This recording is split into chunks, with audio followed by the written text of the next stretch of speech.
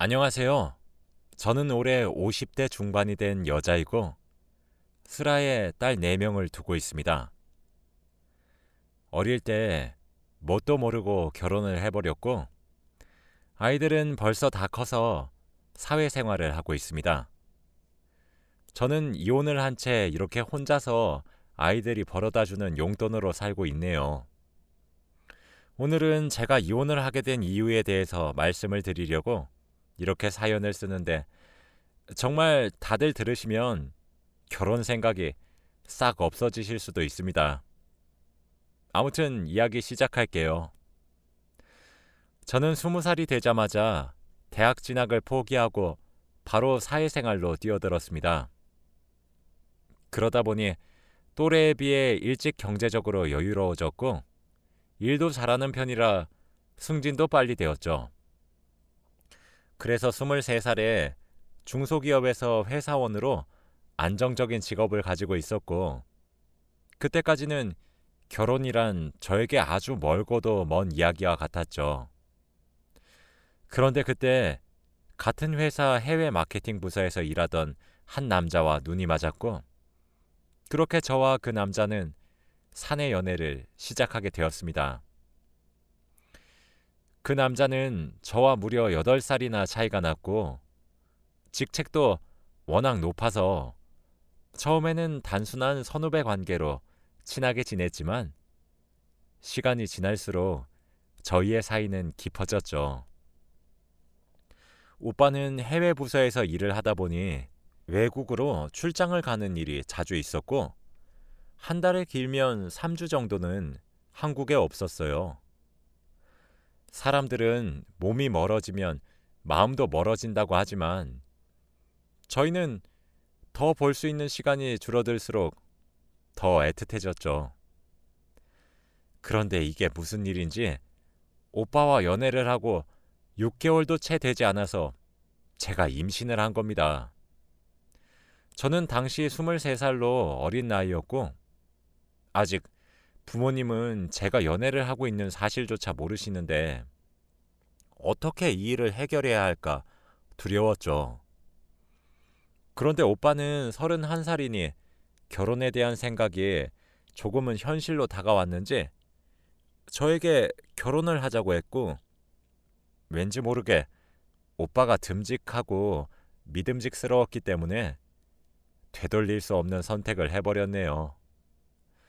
저와 오빠는 저희 부모님과 친오빠 앞에 무릎을 꿇고 아이가 생겼다고 말씀드렸고 오빠는 종갓집에서 태어난 아들이라 저를 책임질 수 있다고 당당히 말하니 엄마는 종갓집 며느리 되면 할 일이 많아서 고생하니까 난 결혼 반댈세 라고 했고 아빠와 친오빠는 아니야 어차피 결혼하면 시댁살이로 고생할 텐데 양반집으로 시집가면 보람있고 좋지.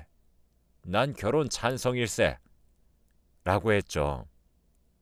그때 저는 사실 종갓집이라는 게 어떤 집안인지 알았지만 며느리가 어떤 고생을 하는지는 전혀 몰랐고 그냥 오빠와 함께 미래를 꾸며갈 것이 기대가 되었기에 엄마의 반대에도 불구하고 결혼을 강행했습니다. 친구들 중에서 제가 제일 처음으로 결혼을 해서 친구들은 모두 놀랐는데 거기다가 제가 종갓집 며느리가 된다고 하니까 더 놀라면서 야, 너 버틸 수 있겠어? 종갓집 며느리가 그렇게 힘들다는데 온갖 살림에 아마 너 일도 그만둬야 할걸? 라고 하더라고요.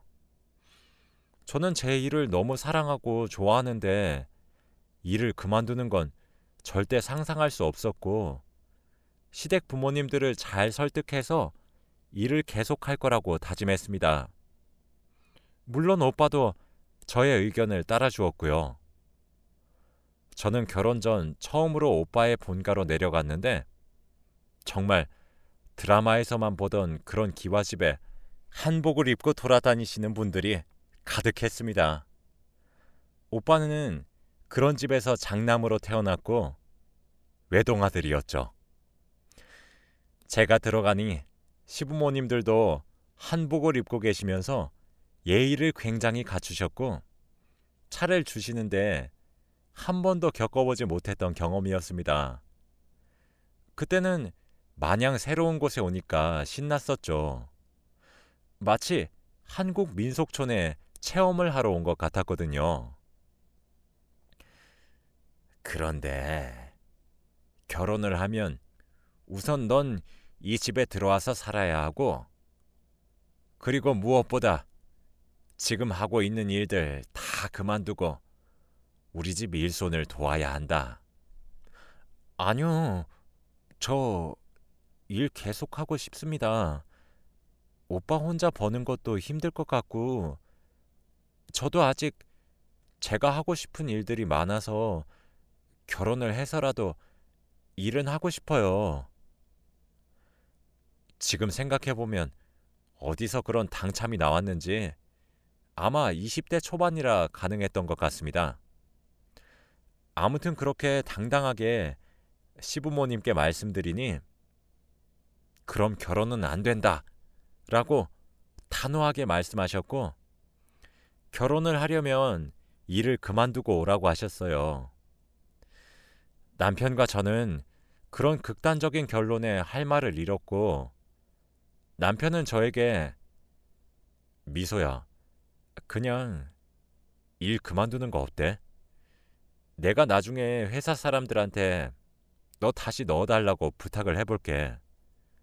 그러니까 고집 피우지 말자. 응? 라고 했고, 저는 오빠와 많이 결혼하고 싶었기에 알겠다고 했습니다. 시부모님은 제 대답을 듣자마자 그래서 뱃속에 있는 아이는 아들이니? 라고 물어보셨고, 저는 아직 병원에서는 알 수 없다고 했지만 저는 딸을 낳고 싶어요. 라고 했죠. 어디서 우리 집 대를 이으려면 네가 아들을 낳아야지. 아들을 낳지 못하면 난 널 절대로 며느리로 인정 못한다. 라며 갑자기 언성을 높이시며 말씀하셨어요. 시부모님들은 아들을 낳아야 진정한 이 집 며느리라고 굉장히 강조하셨습니다. 결국 어쩔 수 없이 저는 주눅이 든 채로 아들을 꼭 낳겠다고 말씀을 드리고 결혼 허락을 받을 수 있었죠. 저는 임신한 상태라 배가 더 나오기 전에 최대한 빨리 결혼식을 올렸는데 남편 측에 엄청나게 많은 가족분들이 오셨고, 결혼식은 정말 인사만 돌리다가 시간이 다 간 것 같습니다. 아무튼 드디어 결혼을 하고 안정적인 가정이 생기니까 굉장히 기분이 좋았고 일도 그만두었으니 편하게 있을 수 있다고 생각했어요. 저는 시댁에서의 첫날에 아침밥을 준비하려고 새벽 6시에 일어났고, 그때는 나름 이른 시간이라고 생각했기에 시어머니께 칭찬을 받을 줄 알았죠. 부엌으로 가니 시어머니가 너 왜 이렇게 늦게 와? 이런 일을 내가 해야겠니? 빨리 이것 좀 묻히거라. 라며 저에게 일거리를 내주셨고, 저는 그날 수십 가지의 나무를 묻히면서 아침밥을 차렸습니다. 아침밥을 차리기 위해서는 며느리는 새벽 4시 반에 일어나야 한다더군요. 그에 비해 저는 굉장히 늦게 일어난 편이라고 하셨죠. 그래도 일찍 일어나는 일에는 점점 적응이 되었는데, 남자들이 식사를 다 마치기 전까지는 여자들이 밥을 먹으면 안 됐고, 저희는 남자들이 먹다 남은 반찬에 밥을 먹어야 했습니다. 저는 이런 가부장적인 곳에서 살 수 없다고 남편한테 말을 했는데, 처음에는 내가 잘할게 라며 저를 다독여 주더니 제가 계속 그러니까 그냥 우리 집이 그래, 종갓집 며느리면 이런 건 다 감수해야지 라며 제게 적응을 하라고 말했어요. 남편 말도 맞지만 그래도 임신을 하고 있는 제가 온갖 집안일들을 다 하면서 하루를 보내니까 허리도 아파오고 온몸이 몸살 걸린 듯이 쑤셔왔습니다. 그래도 아들을 낳으면 조금 나아지겠지라는 생각으로 아이를 낳았는데 딸이더군요. 저는 딸이라는 소식을 듣자마자 기분은 좋았지만 온갖 미움을 받게 될 아이가 너무 불쌍했죠. 역시 집안의 어른들은 딸은 필요 없다. 얼른 둘째를 갖거라. 에휴 쯧쯧 아들을 낳아야지 에휴 하며 새가 지나갈 때마다 한마디씩 하셨죠. 저와 제 딸은 그렇게 온갖 미움을 다 받았어요. 그리고 종갓집이다 보니 집안 행사가 많은데 한 100여 명이 오시는 그 행사에서도 다들 저에게 아들을 못 낳았다며 혼을 냈습니다. 그렇게 저는 총 4명의 딸을 낳았어요. 저도 이제 나이가 40이 넘었고 더 이상 자식을 낳을 수 없는 몸이 되었는데 어른들은 왜 아들을 못 낳냐며 혼내기 일쑤였습니다. 그런데 제가 혼나고 미움받을 때마다 남편은 외국에 나가 있었고 사실상 애들한테 아빠는 없는 거나 마찬가지였어요. 애들이 어릴 때 오랜만에 외국에서 돌아온 아빠를 알아보지 못한 적도 많이 있고 크면 클수록 애들이 아빠한테 낯을 많이 가리더라고요. 그리고 저희 딸들은 당연히 이 집에서 욕을 많이 먹으면서 자랐습니다. 딸들과 저는 눈칫밥을 먹으면서 살아왔고 하다못해 시부모님은 너희한테는 주는 쌀도 아깝다 라고 하시면서 저희는 보리밥만 주셨죠. 그런 모습을 보고도 남편은 저희보다 시부모님이 먼저였는지 한마디도 하지 않더라고요. 저는 그래도 4명의 딸을 사랑했고 아들 1명 낳는 것보다 딸 4명을 낳는 것이 더 좋았어요. 딸들을 다 좋은 대학에 보내면 저를 며느리로 인정해 주시지 않을까 싶어서 애들 교육은 정말 열심히 했어요. 다행히도 딸들은 다 좋은 대학에 들어갔고 전부 다 사자 직업을 가졌습니다. 정말 자랑스러웠고 죽어도 여한이 없다고 생각했는데 그래도 시부모님들은 아들을 원하셨어요. 저를 며느리로 인정해주지 않으시면서 그저 하녀 취급하셨죠. 그래도 애들이 집을 떠나고 저 혼자 어른들의 욕받이가 되면서 사니까 애들이 편하게 살 수 있겠다는 생각에 마음은 편해졌고 저는 하루에 3시간씩 자면서 집안일을 다 했어요. 종갓집에는 제사를 1년에 20번 정도 지내는데 그때마다 제사상을 준비하는 사람은 오로지 저뿐이었습니다. 시누이가 4명이나 있는데 다들 타지에서 산다면서 저에게 언니 고생하세요. 못 가서 죄송해요. 라고 연락만 하셨어요.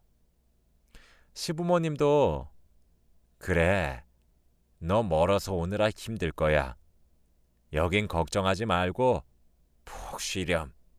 이라고 하셨죠.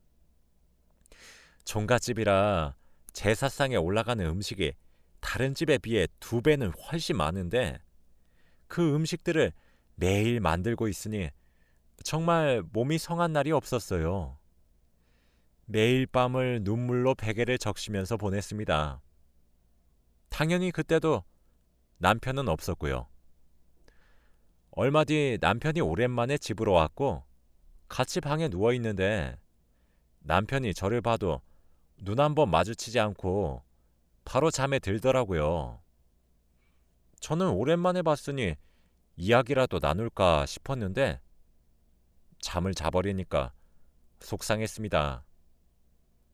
그런데 그때 남편의 휴대폰에서 알림 소리가 들렸고 휴대폰을 열어보니 외국 여자들과 채팅을 나눈 기록들이 가득하더군요. 제가 지금 누구 때문에 이 집에 들어와서 이런 고생을 하고 있는데 다른 여자와 하하호호거리는 그 사람에게 화가 치밀어 올랐죠. 그치만 저는 제 욕심 때문에 애들이 아빠 없는 사람으로 키우고 싶지 않았고 남편은 나름 높은 직급이라 딸들이 안 그래도 어깨 피면서 살고 있는데 그 자존심을 뭉개버리고 싶지 않았어요. 가정을 지키자는 생각으로 꾹 참았네요. 다음날 시부모님이 갑자기 아이고 옆집 숙이네 엄마는 손자를 봤다는데 우리는 손자가 없네. 아이고 새로운 며느리를 드려야 하나? 나 죽기 전에 손자 보고 싶은데 라면서 저에게 눈치를 주시더니 갑자기 저를 조용히 부르셨습니다. 시부모님은 저를 앉히시고는 충격적인 말을 하셨어요. 대리모를 구했다고 하시더군요. 저는 너무 놀랐고 어떻게 그런 생각을 할 수 있냐고 반박했어요. 고집 피우지 마라. 우리는 손자가 절실히 필요한데 너 같은 게 우리 집에 들어와서 손자를 보지 못했으니 너도 책임이 어느 정도 있잖니. 참말 말고 받아들이던가 아니면 집에서 쫓아낼 줄 알거라. 저는 한 번도 대리모라는 건 들어본 적이 없는데 시부모님 말에 의하면 그저 대리모의 자궁만 빌리는 것이라고 했습니다. 저와 남편의 난자와 정자를 인공수정해서 대리모 자궁에서 기르는 거라고요. 알고 보니 저 모르게 남편도 동의를 했더라고요. 시부모님은 그 여자가 아들을 낳으면 저에게 아낌없는 지원과 분가를 할 수 있게 해주겠다고 했고 매월 생활비도 주신다고 하셨을 뿐더러 무엇보다 저와 딸들을 진정한 가족으로 인정해 주시겠다고 하셨습니다. 저는 그렇게 시부모님의 말에 속아 억지로 동의를 했죠. 대리모는 그냥 외국인 여자로 구했다고 했고 전 그 여자의 얼굴을 본 적도 없습니다. 그렇게 저는 대리모 출산이 어떻게 되고 있는지 전혀 모르는 상태였고 몇 개월 후 시어머니에게 연락이 와서 산부인과로 갔어요. 시부모님은 한 아이를 안고 계셨는데 딱 봐도 한국 아이가 아닌 것 같았고 피부는 까무잡잡하면서 눈, 코, 입이 동양적이지 않았죠. 저와 남편의 아이라면 한국적이어야 되는데 말이에요. 그곳에는 남편과 저 시부모님이 있었고 저는 세 명에게 대리모의 얼굴을 보고 싶다고 하니까 안 된다고 하시면서 저를 말리시더라고요. 저는 남편한테 말했어요. 여보, 이 아이 한국 아이가 아닌 것 같은데? 어떻게 된 거야? 뭐라는 거야. 예쁘기만 하구만. 저는 왠지 모르게 수상한 기운이 느껴졌어요. 그때 남편의 휴대폰에서 봤던 그 어플이 생각이 나서 시부모님과 남편 몰래 간호사들에게 이 아이의 엄마를 보고 싶다고 하니까 한 병실로 안내를 해주었습니다. 그런데 병실 밖에는 외국인 마리엘이라는 이름과 그 사람의 사진이 붙어 있었고 한 여자가 있었습니다. 그 여자는 필리핀 여자였습니다. 결국 대리모가 아니라 정말로 자신의 아이를 낳은 것이 맞았다는 것을 알게 되었죠. 그런데 저를 보고 씩 웃더라고요. 그 여자는 제 얼굴을 알 리가 없었기에 그냥 잘못 봤나 보다 하고 병실에는 들어가지 않고 지나갔습니다. 이미 남편의 휴대폰 속에서 바람을 피우고 있다는 것은 다 알았는데 다른 여자와 아이까지 낳을 줄은 상상도 못했어요. 그런데 그날 저녁 제 연락처로 마리엘이라는 여자가 카톡이 왔는데 그 여자는 아까 제가 병실에서 봤던 필리핀 여자의 이름이었죠. 그 여자의 프로필은 남편과 다정하게 찍은 사진이었습니다. 그런데 마리엘은 한국말을 잘 못해서 저에게 아줌마 너무 바보라고 했고 저는 무슨 말이냐고 했어요. 그랬더니 마리엘은 내가 엄마, 대리모 아니야 라고 했어요. 저는 마리엘의 당당함에 넋이 나갔죠. 알고 보니 오래전부터 남편과 마리엘은 바람을 피우고 있는 사이였습니다. 제가 당황한 것을 느낀 마리엘은 근데 오빠 딸 싫어해. 너도 알지? 너랑 딸 남편 없이 불쌍해. 이혼해. 라며 저보고 남편과 이혼을 하라고 했습니다. 그때 남편 휴대폰에서 봤던 마리엘과 남편의 대화에서 마리엘은 어릴 때부터 폭력적인 가정에서 자라서 안정적인 가정을 꾸리고 싶다는 말을 했었습니다. 그 대화 내용이 기억이 나면서 마리엘이 제 자리를 노리고 있다는 것을 알게 되었죠. 마리엘은 안정적인 가정을 가지고 돈도 많이 벌고 싶어 했고 가족들도 많이 얻고 싶어 하는 것 같았습니다. 저는 화도 나지 않았고 오히려 이렇게 카톡으로 증거까지 남겨주니까 소송도 쉬웠죠. 저는 바로 이혼 소송을 진행했고 상간녀 소송도 함께 진행했습니다. 제가 위자료를 최대한 많이 청구했고 워낙 증거 자료가 많아서 소송은 쉽게 진행할 수 있었어요.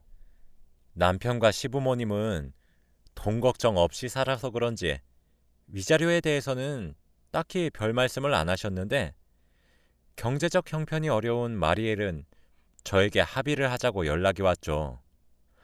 저는 절대 합의할 수 없다고 다 갚으라고 했는데 마리엘은 무일푼으로 이곳에 왔지만 이번 일로 인해 갚아야 할 돈이 상당했죠. 그런데 남편은 마리엘에게 돈을 주지 않았다고 합니다. 결국 평생 마리엘은 빚을 갚으면서 살아야 하는 것이죠. 저는 남편이 돈 많이 벌면서 당당하게 사는 것도 꼴보기 싫어서 남편이 일하고 있는 회사 커뮤니티에 남편이 저에게 저질렀던 모든 일에 대해서 글을 작성했어요. 해외 마케팅 부서 종갓집 아들에 대해 폭로합니다. 라고 글을 썼는데 회사에는 이미 남편이 종갓집 사람이라고 소문이 자자해서 바로 알아볼 수 있었고 남편은 저에게 명예훼손으로 고소하겠다고 했지만 저는 명예훼손에 적용되는 모든 것을 피해왔기 때문에 저에게 소송을 걸 수도 없었죠. 종갓집에서 탈출하고 싶었는데 마리엘도 한번 이 지옥 같은 곳에서 살아보게 하고 싶었습니다. 시부모님은 남편의 바람을 알고 있었으면서 대리모라고 거짓말을 친 거였고요. 정말 손자에 환장한 어른들이었습니다. 철없을 적에 이런 집에 시집이나 와서 노예처럼 살게 된 과거가 너무 허망하고 앞으로는 절대 이 근처에 얼씬도 하지 않으려고 합니다. 지금의 저는 딸이 4명이나 있으니 딸들이 모아서 구해준 작은 방에서 살게 되었고 그 둘은 결혼을 했는지 어땠는지 모릅니다. 그들이 준 위자료는 평생 혼자 먹고 살아도 될 정도예요.